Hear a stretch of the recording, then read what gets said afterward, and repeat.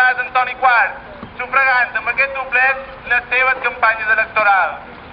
Per tot això, nosaltres deim prou. No acceptam